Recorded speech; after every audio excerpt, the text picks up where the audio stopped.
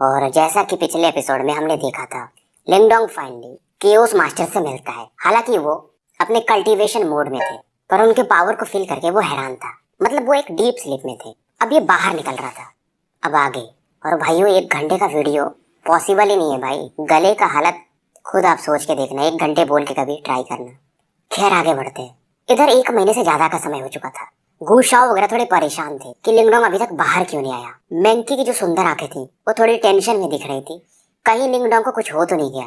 पर फिर भी इन्हें मालूम था कि ये बंदा एक मॉन्स्टर है। लास्ट टाइम जब शानजू गया था क्योटिक टावर में तो वो 20 दिन तक रह पाया था, और इन्हें मालूम था ये बंदा एक बाज है, या चील कहो आप, जिसे कोई बंदिशें रोक नहीं सकती। यानी ये फिल खुला ही घूमेगा जिंदगी भर। अब अचानक से जहाँ का जो डोर था वहाँ पे फ्लक्चुएशन होता है। ये लोग समझ जाते हैं कि लिंगडोंग बाहर आ रहा है। बाहर आके लिंगडोंग फाइनली एक फ्रेश एयर में सांस लेता है, और इसका जो स्ट्रेंथ था उसे देख करके गुशाओ भी हैरान थे। 1 महीने से ज्यादा समय हो गया था, पर लिंगडोंग का स्ट्रेंथ काफी बढ़ चुका था। लिंगडोंग हंसता है और इन सभी लोगों को थैंक्स बोलता है, खास करके अब इसका जो एंसेस्टर स्टोन स्पिरिट था, यानी कि अपना मिस्टीरियस स्टोन टालिस्मैन, वो जाग चुका था। गुशाओ भी हंसते हैं कि तुमने भी हमारी काफी मदद की है। अब इधर मैंकी से कहती है कि लिंगडोंग अभी थोड़ा समुद्र में वो बवंडर टाइप कुछ आने वाले हैं, तो कुछ दिन यहीं पे आराम कर लो। लिंगडोंग थोड़ा सोचता है और फाइनली इसकी बातों में हाँ में सर हिला देता है। ये काफी खुश हो जाती है। उसके बाद गुशाओ अपने जहाज वगैरह पर बैठकर इन लोगों के साथ गू क्लैन के लिए निकल जाते हैं। पर जैसे ये नाव की तरफ बढ़ रहे थे, अचानक से लिंगडोंग एक पावरफुल ऑरा फील करता है। मैंकी भी इस ऑरा को फील करती है और कहती है ये तो हमारे मार्शल गैदरिंग आइलैंड की तरफ ही बढ़ रहा है। लिंगडोंग अभी सोच रहा था, तभी इसके कानों में एक आवाज आती है कि वो तुम्हारी तरफ ही आ रहा है, और ये था अपना स्टोन टालिस्मैन। लिंगडोंग समझ जाती है अगर कोई इसके पास आ रहा है तो ये पक्का वो नेफेरियस बोन ओल्ड मैन होगा, क्योंकि उसके सेकंड डिसाइपल्स को लिंगडोंग ने मारा था। मैंकी भी इस समय लिंगडोंग के एक्सप्रेशन को देखकर पूछती कि गड़बड़ क्या है। लिंगडोंग बताता है यार वो नेफेरियस बोन ओल्ड मैन है। अब ये नाम सुनते ही गुशाओ या मैंकी इनके होश ही उड़ जाते हैं, और लिंगडोंग बताता है मैंने वो जूजुन को मारा था, शायद उसी की वजह से ये मेरे पीछे आया है। मैंकी पूछती है हमें करना क्या चाहिए। गुशाओ थोड़ी देर सोचते हैं और कहते हैं कुछ भी हो जाए, लिंगडोंग हमारे गू क्लैन का एक गेस्ट है, तो इसे ये ओल्ड मैन कुछ नहीं कर पाएगा। ये सुनकर के लिंगडोंग कहता है कि आप लोग बीच में मत पड़ो, मैटर मेरा है। पर गुशाओ मानने को तैयार नहीं थे कि तुमने हमारी इतनी मदद की है, तुम हमारे गेस्ट हो, ऐसा हो ही नहीं सकता कि मैं तुम्हें ऐसे समय में छोड़ दूं। अब लिंगडोंग कुछ कर भी नहीं सकता था, ये इनकी बात मान लेता है। लिंगडोंग को मालूम कि ये हमेशा के लिए तो मार्शल गैदरिंग आइलैंड पर रह नहीं सकता, बाहर तो इसे निकलना ही पड़ेगा। अब इस समय नेफेरियस बोन ओल्ड मैन की ऑरा यहाँ पर जो भी लोग थे वो फील कर सकते थे। बहुत सारे लोग सोचने लगते हैं कि बोन ओल्ड मैन यहाँ पर कर क्या रहा है, और इस समय हवा के बीच में से एक आवाज आती है, वो बंदा कहाँ है जिसने मेरे डिसाइपल को मारा। ओल्ड मैन का जो चेहरा वगैरह था, मतलब कपड़े इन्होंने जो पहने थे ग्रे कलर के पहने थे, सभी लोग सोच रहे थे इसके डिसाइपल्स को किसने मार दिया। अब इसको देख करके इसका जो फर्स्ट डिसाइपल था यानी चेन लुओ, ये इसके पास आता है और कहता है कि मास्टर मुझे माफ करिएगा, मैं उस बंदे को पकड़ नहीं पाया, वो बंदा काफी पावरफुल है, इवन उसने शानजू को भी हरा दिया। ये सुन करके ओल्ड मैन भी थोड़ा शॉक्ड होते हैं, क्योंकि शानजू काफी पावरफुल बंदा था, वो एडवांस लाइफ स्टेज पर था। ओल्ड मैन पूछता है कि वो बंदा है कहाँ पर, तो चेन लुओ बताता है कि फिलहाल वो गू क्लैन का एक गेस्ट है।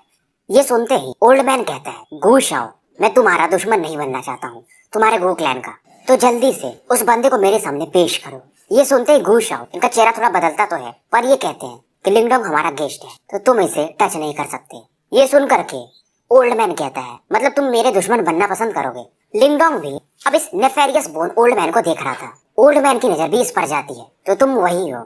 मैंकी इस समय लिंगडोंग को थोड़ा सावधान करती है कि ये जो बंदा है बोन ओल्ड मैन, ये हाफ स्टेप डेथ स्टेज पर जा चुका है, यानी लाइफ स्टेज के ऊपर वाला पार्ट। और ये ओल्ड मैन कहता है जान के बदले जान, मुझे इस बंदे को मारना ही है। और बोन ओल्ड मैन तुरंत एक पावरफुल युवान पावर पिलर अटैक लिंगडोंग की तरफ बढ़ा देता है। ये देख करके गुशाओ अपना एक फिस्ट अटैक मारते हैं। हालांकि उस अटैक को ये डिसॉल्व तो कर देते हैं, पर काफी कदम पीछे इनको हटना ही पड़ जाता है। और ओल्ड मैन हंसता है कि तुम्हें क्या लगता है तुम मुझे हरा दोगे गुशाओ।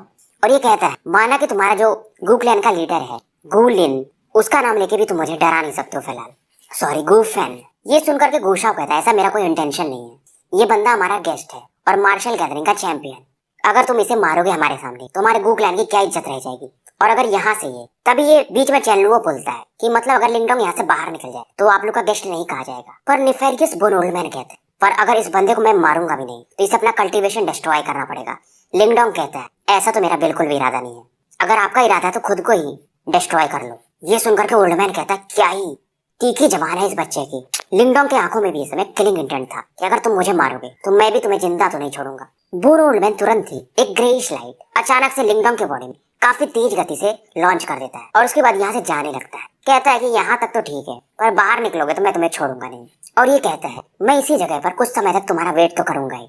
उसके बाद ये निकल जाता है, पर गुशाओ कहता है उसने अभी जो ग्रे लाइट फेंकी वो नेफेरियस बोन ओल्ड मैन का एक टेक्निक है जो तुम्हारी बॉडी में एंटर कर चुका है। उसे बोन इरोजन टेक्निक कहते हैं और जब भी तुम निकलोगे वो तुम्हारे डायरेक्शन को ट्रेस कर सकता है। और लिंगडोंग हमेशा यहाँ पर रह भी नहीं सकता था, इससे भी जायो यान, ग्रैंडपा मार्टिन वगैरह का ढूंढना भी था। और ये जो इसने टेक्निक यूज की थी इसे बोन इरोडिंग सील टेक्निक कहा जाता है और उसमें हल्का सा डेथ स्टेज का जो ऑरा होता है यानी डेथ की का भी ट्रेस था। अब लिंगडोंग एक कमरे में आके बैठ जाता है, अपने ग्रीन लाइट से इस सीलिंग बोन सील को देखता है। युआन पावर से ये इसे हटाने की कोशिश करता है, पर अब फिलहाल इसके पावर के हिसाब से ऐसा संभव नहीं था। बोन सील काफी ज्यादा पावरफुल था और इसे अभी एंसेस्टर स्टोन के जो स्पिरिट थे वो बताते हैं कि इसमें डेथ की मिक्स है, तो फिलहाल तुम डेवोरिंग पावर से भी इसे रिमूव नहीं कर पाओगे। कर भी पाओगे तो काफी लंबा समय जाएगा। और ये कहते हैं कि तुम्हारे और उस ओल्ड मैन के बीच में काफी बड़ा गैप है। पर लिंगडोंग कहता है अगर वो ओल्ड मैन सोच रहा है कि मुझे मार देगा तो उसे पता चल जाएगा कि मैं लिंगडोंग कौन हूँ। स्टोन स्पिरिट कहते हैं हाँ तुम्हारे पास ट्रम्प कार्ड है, पर कुछ चीज उसमें मिसिंग है। लिंगडोंग कहता है क्या? स्टोन स्पिरिट कहते हैं तुम्हारे पास वो बर्निंग स्काई कॉल्ड्रन है, वो प्योर युआन ट्रेजर है, पर तुम उसका बर्निंग स्काई एरे एक्टिवेट कर लेते हो। पर तुम्हें मालूम है बर्निंग स्काई कॉल्ड्रन का तुम जो बर्निंग स्काई एरे यूज करते वो तो एक नॉर्मल टेक्निक है, उसका असली technique 8 level burning sky gate है। जैसे ये नाम ये लेते हैं लिंगडोंग को याद आता है कि ओल्ड घोस्ट फेंटियन जिन्होंने इसे ये कॉल्ड्रन दिया था वो वही वाला टेक्निक यूज कर रहे थे। 8 दरवाजे बन जा रहे थे, एक दरवाजा मिसिंग था। इससे उन्होंने एक जनरल लेवल के यीमो को वहां पर फंसा के रखा था। लिंगडोंग समझ जाता है उसको एक्टिवेट करने के लिए फॉर्मेशन गेट की जरूरत पड़ेगी। स्टोन स्पिरिट कहते हैं हाँ सही पकड़े हो, अगर तुम उसे एक्टिवेट कर ली तो इवन हाफ डेथ लेवल का बंदा भी एस्केप नहीं कर सकता।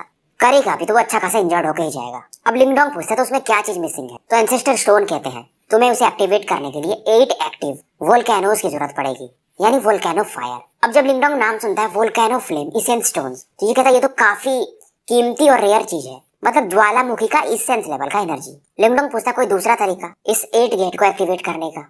एंसेस्टर स्टोन कहते हैं एक और तरीका है, हालांकि वो उतना खतरनाक नहीं है फिर भी ठीक है। एंसेस्टर स्टोन कहते हैं तुम्हारे पास वो एंशिएंट डिवाइन फ्लेम टैबलेट है, वो फ्लेम मास्टर का जो तुम्हें एक टोकन मिला था। लिंगडोंग बोलता हाँ। लिंगडोंग पूछता उसका यूज क्या है? एंसेस्टर स्टोन कहते हैं फिलहाल तो इसका थोड़ा बेसिक यूज है, पर जब तुम थंडर एंसेस्ट्रल मास्टर या ब्लेजिंग एंसेस्ट्रल मास्टर से फ्यूचर में मिलोगे तो तुम्हें असली उसका उपयोग पता चल जाएगा।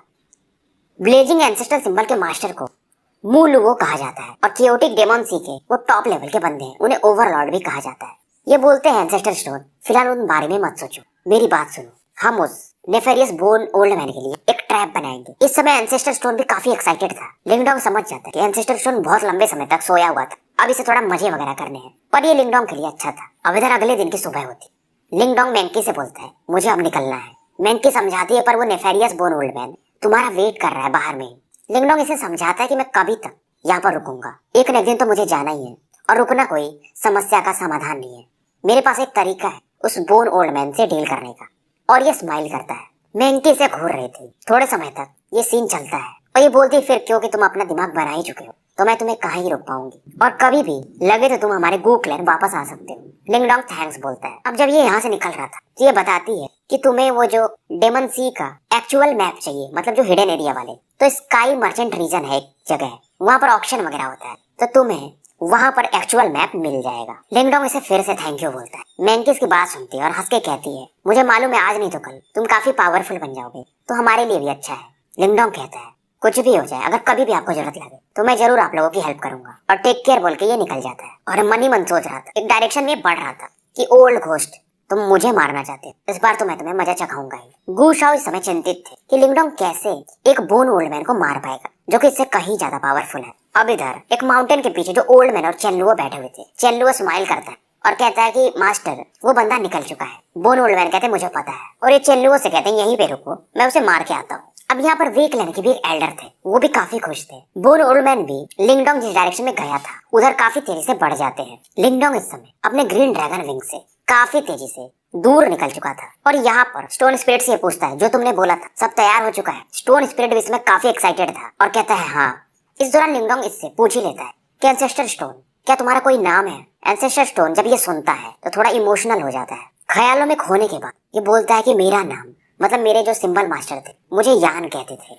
ये नाम काफी हीरोइक नाम था। अब इधर लिंगडोंग वगैरह मार्शल गैदरिंग से काफी दूर आ चुके थे और यान कहता है कि 1 घंटे में वो ओल्ड मैन भी पहुंच जाएगा। लिंगडोंग फिलहाल नॉर्थ वेस्ट रीजन की तरफ तेजी से बढ़ रहा था। 10 मिनट तक ये और आगे बढ़ता है और सामने भी से एक आइलैंड दिखता है जहाँ पर कोई ह्यूमंस वगैरह थे नहीं। तो यहाँ पर ये रुक जाता है। यहाँ पर उतर के ये अपने बर्निंग स्काई कॉल्ड्रन को बाहर निकालता है और मन ही मन कहता है, ओल्ड मैन आओ बस मैं तुमसे आखिरी तक फाइट करूंगा। अब यहाँ पर 10-15 मिनट के बाद ओल्ड मैन को थोड़ी दूर पर देखा जा सकता था। इनके हाथों में एक व्हाइट बोन का स्टिक भी था। ओल्ड मैन की नजर लिंगडोंग पर पड़ती कि अच्छा जगह तुमने चुना है जहाँ पर कोई आएगा भी नहीं और यहीं पर मैं तुम्हें दफनाऊंगा। लिंगडोंग स्माइल करता है और कहता है कि ये जगह मैंने तुम्हारे लिए चुना है, तुम्हें दफनाने के लिए। तुरंत ये बर्निंग स्काई कॉल्ड्रन को एक्सपैंड करने लगता है। ओल्ड मैन देखता है और कहता है, अच्छा तो प्योर युवान ट्रेजर है, इसलिए तुम अपने को ज्यादा ही कॉन्फिडेंट समझ रहे थे, पर लगता है तुम भूल गए कि मेरे और तुम्हारे बीच का गैप काफी ज्यादा है। लिंगडोंग हंस के कहता है, आखिर में हमें पता ही चल जाएगा कि मैं सही हूँ या आप सही हो। बीच बीच में इनकी नोकझोंक चलते रहती थी कि मैं आपको हरा दूंगा। ओल्ड मैन कहता था कि सपने में सोचो। अब लिंगडोंग कई सारे हैंड सेल्स बनाता है। बर्निंग स्काई कॉल्ड्रन से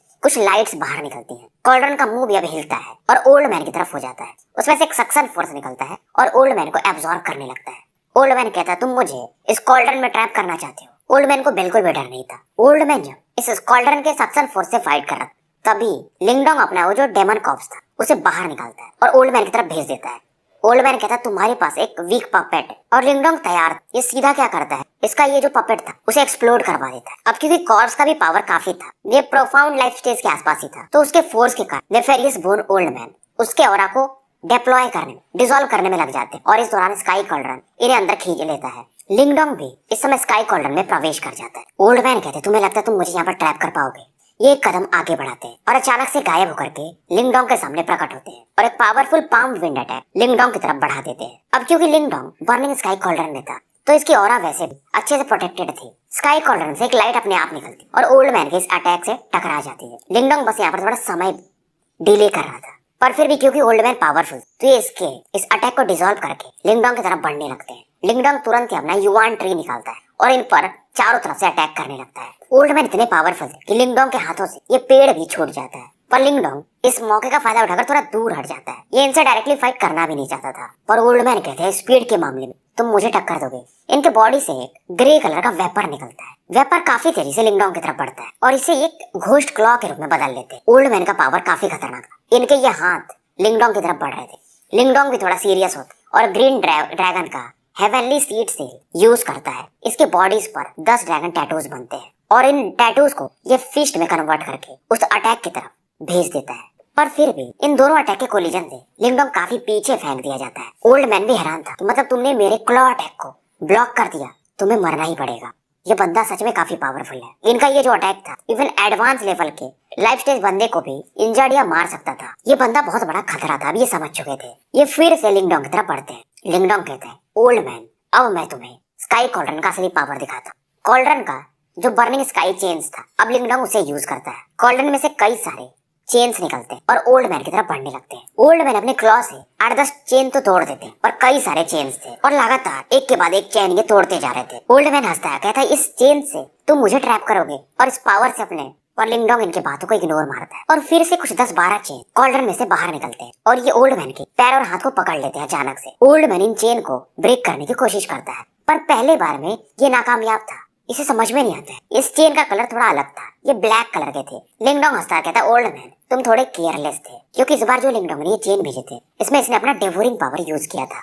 ओल्ड मैन कहता है, अभी भी फिर भी तुम जल्दी खुश हो रहे हो। ओल्ड मैन अपना पैर जमीन पर पटकते हैं और एक युवान पावर पिलर अटैक लिंगडोंग की तरफ काफी तेजी से बढ़ने लगता है। ये पिलर जो था एक वेब में बदल जाता है और लिंगडोंग को चारों तरफ से घेरने लगता है। पर लिंगडोंग कहते, ओल्ड मैन टेंशन मत लो, मैंने तुम्हारे लिए एक अच्छा सा दावत तैयार किया है, तुम्हें खुद ही पता चलेगा। इधर लिंगडोंग अपने मुंह में से थोड़ा व्हाइट कलर का वेपर निकालता है और हाथों में इसके वो रेड स्कारलेट रेड फ्लेम का टैबलेट था, जिसे एंशिएंट डिवाइन फ्लेम टैबलेट भी कहा जाता है। अब ये जो रेड टैबलेट था इसमें से रेड फ्लेम बाहर निकलते हैं और इसका जो बर्निंग स्काई कॉल्ड्रन था उसका टेम्परेचर काफी तेजी से बढ़ने लगता है।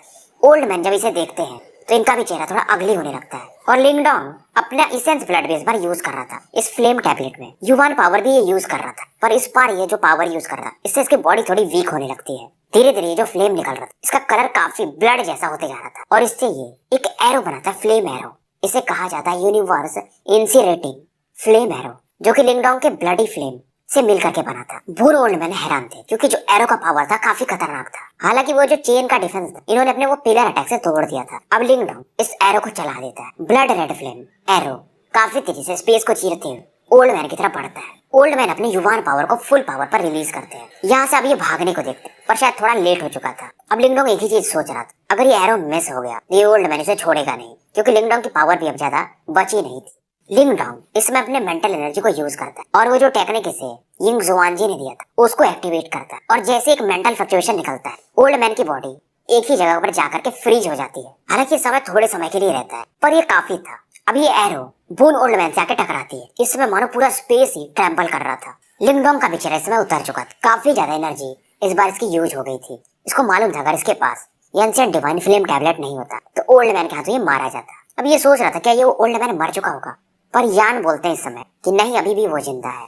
लिंग डोंग का चेहरा बदल जाता है पर फिर भी यान बोलते हैं पर फिलहाल वो अब तुम्हें शायद कुछ कर भी नहीं पाएगा। पर लिंग डोंग कहता है अगर यार वो मरा नहीं तो मेरे लिए बाद में खतरा बन सकता है। यान बोलते हैं तुमने जितना अभी कर लिया ना वही बड़ी बात है, तुम्हारे लेवल के हिसाब से उसे मारना असंभव है। अब इस समय नेफेरियस बोन ओल्ड मैन को दिखाया जाता है। इसकी पूरी जो बॉडी थी खून से सनी हुई थी और इंजरी इस बार काफी खतरनाक थी। ओल्ड मैन चिल्लाता है और लिंग डोंग को गाली देता है कि इस लेवल तक तुमने मुझे इंजर्ड किया है। ये पागलों जैसे इसमें बिहेव कर रहा था। लिंग डोंग उसकी तरफ देखता है और कहता है कि ओल्ड मैन मैंने तुम्हें बस इंजर्ड नहीं किया है बल्कि मैं तुम्हें मार दूंगा। यान इस समय लिंग डोंग को समझाते हैं कि बेवकूफी मत करो, तुम्हारे कंडीशन के हिसाब से तुम उसे मार नहीं पाओगे, पर अगर उसका एक अटैक तुम्हें लगा तो तुम पक्का मारे जाओगे। पर लिंग डोंग फिर भी एंसेस्टर स्टोन यानी अपने यान की बात नहीं मानता है। ये थोड़ा सा सेंस ब्लड निकालता है और एंशिएंट डिवाइन फ्लेम टैबलेट पर लगाने लगता है। नेफेरियस बोन ओल्ड मैन जब देख तो इसका खून ही मानो सूख गया हो और कहता है बच्चे मैं याद रखूंगा मेरे इंजरीज को, और जैसे ही ये ठीक होगा मैं पूरी दुनिया में तुम्हें ढूंढूंगा और तुम्हें बिना मारे छोड़ूंगा नहीं। ओल्ड मैन स्काई कॉर्डन से बाहर निकला और एक कुत्ते के समान काफी तेजी से अब यहाँ से भागने लगा था। लिंग डोंग ने तो ये बस एक दाव खेला था। इसके पास इतना पावर ही नहीं था कि डिवाइन टैबलेट को फिर से यूज कर पाए। यान कहते हैं अगर उसे पता चल जाता कि तुम उसके साथ ब्लफ मार रहे हो तो पक्का वो तुम्हें मार देता। लिंग डोंग कहता अगर मैं ऐसा नहीं करता, अगर वो ओल्ड मैन यहीं पे रहता तो मेरा बचना फिर मुश्किल रहता। ओल्ड मैन अब नॉर्थ वेस्ट की तरफ शायद भाग चुका था। अब ये जो रीजन था अब शांत हो चुका था। इधर सीन शिफ्ट होता है और मार्शल गैदरिंग आइलैंड को दिखाया जाता है। गू मैंकी, गू शाओ ये लोग थोड़े चिंतित थे कि लिंग डोंग कैसा होगा फिलहाल, क्योंकि इनको मालूम चल गया था कि ओल्ड मैन उस डायरेक्शन में पहले ही जा चुका है। गू शाओ कहता अगर वो बंदा 1-2 साल रुक जाता तो शायद मेरे हिसाब से वो इतना कैपेबल हो जाता ये बोन ओल्ड मैन से फाइट कर पाता, पर अभी नहीं शायद। पर अचानक से गू शाओ एक ऑरा फील करते हैं और कहते हैं नेफेरियस बोन ओल्ड मैन वापस आ चुके हैं। मैंकी का चेहरा इस समय उतर चुका था, मतलब शायद लिंग डोंग सेल्स को कुछ हो गया। पर तभी लोगों की नजर गू शाओ पर पड़ती है जो कि इस समय खून से सने हुए थे। बहुत सारे लोग हैरान थे। नेफेरियस बोन ओल्ड मैन लिंग डोंग को चेज करने के लिए गए थे और ये इतने इंजर्ड है, मतलब शायद लिंग डोंग बच गया। अब इन्हें समझ में आता कि लिंग डोंग क्यों इतना ज्यादा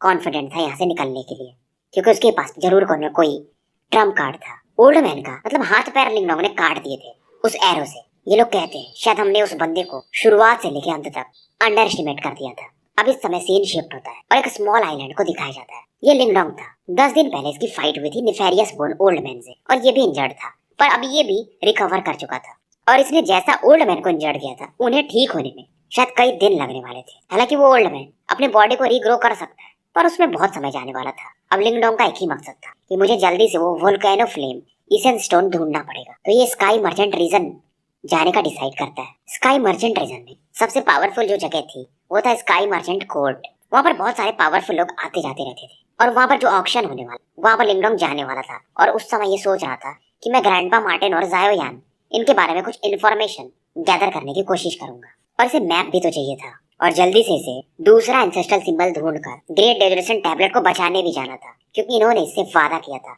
कि 3 साल के अंदर मैं वापस आऊंगा। मन में इसके कुछ ख्याल चल रहे थे, पर फाइनली इन्हें शांत करके ये आगे बढ़ता है और शायद 2-3 दिन इसे और लगने वाले थे स्काई मर्चेंट ऑक्शन वाले जगह पर पहुंचने में। हालांकि जो ऑक्शन है उसे शुरू होने में 1 महीने है। हर साल ये ऑक्शन एक बार ही होता है, तो लिंग डोंग बीच बीच में आधा दिन के बाद रुक करके रेस्ट करता था। रास्ते में से बहुत सारे मर्चेंट शिप्स भी मिलते हैं। बीच बीच में किसी शिप पर ये उतर करके कुछ इन्फॉर्मेशन गैदर करता था। समय बीतते जाता है। ड्रैगन विंग्स के माध्यम से ये काफी तेजी से आगे बढ़ रहा था। 20 दिन से ज्यादा समय से ये ट्रैवल कर रहा था और इसके हिसाब से स्काई मर्चेंट रीजन में से पहुंचने में अभी भी 1 सप्ताह लगने वाले थे। इस समय यान जो रहते हैं वो बोलते हैं लिंग डोंग यहाँ पर मैं कुछ फेंट ऑरास फील कर सकता हूँ। लिंग डोंग पूछता क्या ये पायरेट्स हैं, क्योंकि क्योटिक डेमन सी एक सी है तो यहाँ पे पायरेट्स वगैरह मिलते रहते थे जैक स्पैरो टाइप के। पर यान कहते हैं साउथ वेस्ट डायरेक्शन में देखो मैं कुछ फील कर रहा हूँ। लिंगडोंग देखता है वहाँ पर इसे 100 लोग के आसपास दिखते हैं और ये सभी लोग काफी स्ट्रांग थे और ये लोग शार्क पर बैठ के ट्रैवल कर रहे थे और इन लोगों की बॉडीज पर कुछ फिश स्केल्स को देखा जा सकता था। टैटूज बने हुए थे शार्क के। इन्हें देखते ही लिंगडोंग को जो इन्फॉर्मेशन मिला था ये समझ जाता है शायद ये लोग ब्लड डेमन शार्क क्लैन के हैं। क्लैन तो यहाँ पर बहुत थे पर ये जो पायरेट्स वगैरह थे यही लोग ज्यादा पावरफुल माने जाते थे।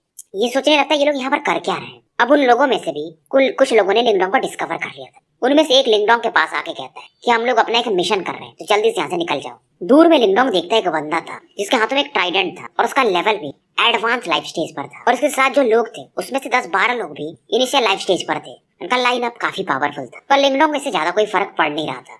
लिंगडोंग भी अब दूसरे डायरेक्शन में फिर भी बढ़ने लगता है। तभी जो एक बंदा था वो कहता है वो ट्राइडेंट वाले बंदे से कि कमांडर जिया ये बंदा एक इनिशियल लेवल का ह्यूमन था, हम इसे मार भी सकते थे, इसे भेजना क्यों था। कमांडर जिया कहता है हमें आदेश है ऊपर से कि हमें बस अपना मिशन पूरा करना है, फालतू में किसी से उलझना नहीं है। और ये कहता है कि सभी लोग फैल जाओ, उस लड़की को हमने पहले इंजर्ड कर दिया, किसी भी हालत में हमें उसे पकड़ना ही पड़ेगा, नहीं तो वो हमारे ब्लड डेमन शार्क क्लैन के लिए एक बड़ी मुसीबत बन सकती है। अब ये सभी लोग अलग अलग डायरेक्शन में फैलने लगते हैं और इस सी रीजन में एक जाला भी बिछाने लगे थे। तो वैसे गाइस मैं एक बात आपको बता ही दूं, तो मैं कल कहीं गया नहीं था। वैसे एक्चुअली हमारे यहाँ लाइट खराब ही चल रही है। परसों शाम में बारिश वगैरह हो रही थी तो 2-3 पेड़ गिर गए थे तो खंबे वगैरह उखड़ गए हैं। लाइट अभी भी नहीं है पर कैसा है कि मैं कुछ भी बोलूंगा तो कुछ लोग रोते हुए आ जाएंगे कि मैं बहाना मार रहा हूँ, इसलिए मैं कुछ चीजें बता नहीं रहा था। और जब मैंने ये सीरीज शुरू की थी तो मैं बोला था कि मैं एक दिन में एक ही वीडियो डालूंगा क्योंकि जॉब भी रहता है। और आप लोग के कहने पर मैं 2 वीडियो डालने लगा 25-25 मिनट के। फिर आपकी भूख बढ़ती गई, 30 मिनट करना पड़ा, भूख और बढ़ती गई, 35 मिनट करना पड़ा। मेरे बारे में भी कभी सोचा करो, कमाई कोई खास है नहीं यूट्यूब से फिलहाल। खैर आगे बढ़ते हैं।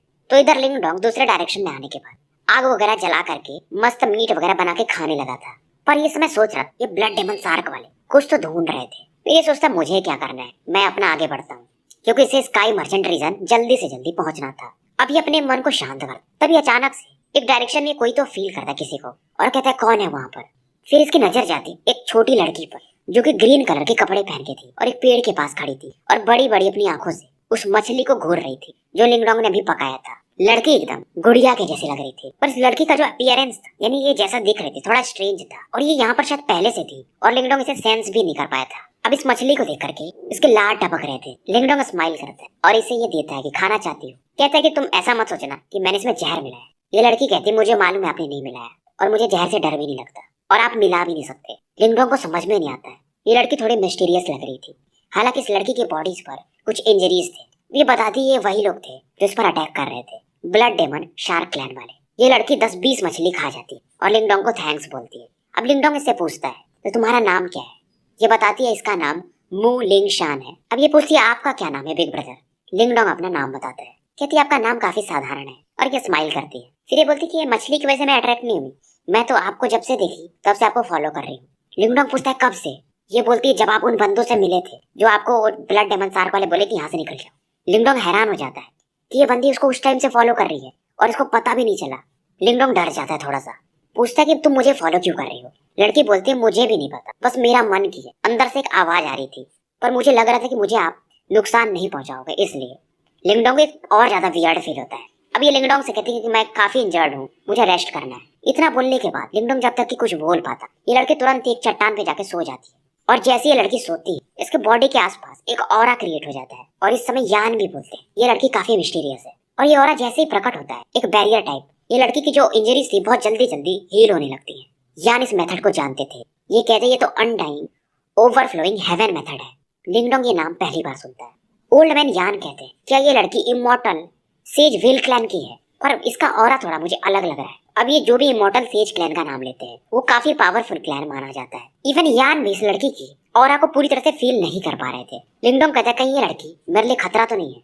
ओल्ड मैन यान कहते ऐसा कुछ नहीं है, ये लड़की काफी प्योर है हार्ट से भी।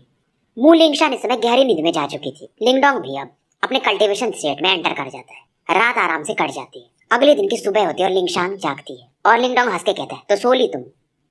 मू लिंगशान स्माइल करती और उसके बाद कहती कि बिग ब्रदर थैंक्स मछलियों के लिए भी, अब मैं जा रही हूँ। और लिंगशान यहाँ से काफी तेजी से निकल जाती है और ये कहती कि मैं जिस डायरेक्शन में जा रही हूँ बिग ब्रदर उस डायरेक्शन में मत आइएगा। लिंगडोंग हंसता है। ये लड़की जा चुकी थी। अब लिंगडोंग भी यहाँ से निकलता है। हालांकि लिंगशान का डायरेक्शन में एग्जैक्ट नहीं जाता पर थोड़ा बहुत उसी डायरेक्शन में था। ये भी मर्चेंट रीजन के बारे में पता करते करते बढ़ रहा था। लिंगडोंग फिर से फील करता है आगे के डायरेक्शन एक खतरनाक बैटल हो रहा है, और जो ऑरा फील करता है ये ब्लड डेमन शार्क वालों का था। अब यान भी समय कहते हैं, क्या तुम्हें भी उस लड़की में इंटरेस्ट है? वो थोड़ी मुझे वियर्ड लग रही थी, अगर चाहो तो हम उसे फॉलो कर सकते हैं। पर लिंगडोंग कहता है मेरे हिसाब से वो लड़की थोड़ी वियर्ड है और आराम से निकल सकती है ब्लड डेमन शार्क से।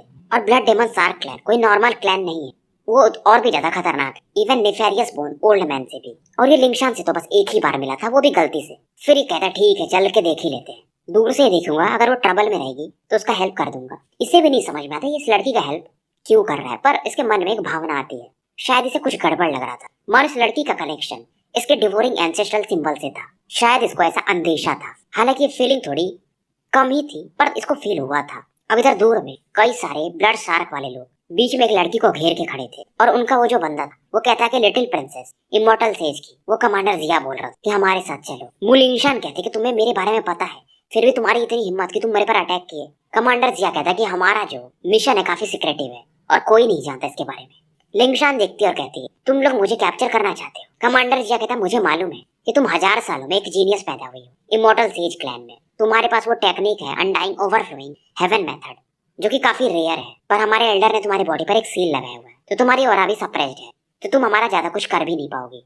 ये सुन करके मु लिंगशान कहते हैं तो ट्राई करके देख लो, और ये तुरंत एक powerful well grand pulsing wave attack इनकी तरफ कर देती। लिंगशान के हाथों से ब्लू लाइट इसकी बॉडी से निकल रही थी, और एक अलग ही फ्लक्चुएशन था ये। और इस अटैक के कारण कई सारे ब्लड डेमन शार्क के लोग काफी दूर जाके गिरते हैं। जिया कहता है कुछ भी हो जाए इस लड़की को जाने नहीं देना है, नहीं तो हम सभी मारे जाएंगे। और ये भी एक पावरफुल पन लिंगशान की तरफ बढ़ा देता है। अलग अलग बंदे डेमन शार्क इसकी तरफ अटैक करते हैं। लिंगशान भी तैयार थी, ये अपना 1000 वेल पाम अटैक यूज करती है, और बहुत सारे लोग जो इसकी तरफ बढ़ रहे थे फिर से इन्हें ये पीछे फेंक देती है। अब ये यहाँ से भागने को देख, तभी इसके सामने अचानक से वो कमांडर जिया प्रकट होता है। लिंगशान तैयार थे, ये अपने बॉडी से एक ब्लैक कलर का प्लेट बाहर निकालती है। ये था एक प्योर युवान ट्रेजर, इसका नाम था लाइफ डेथ कॉफिन, और इसे निकालते ही ये जिया से कहती गेट लॉस्ट।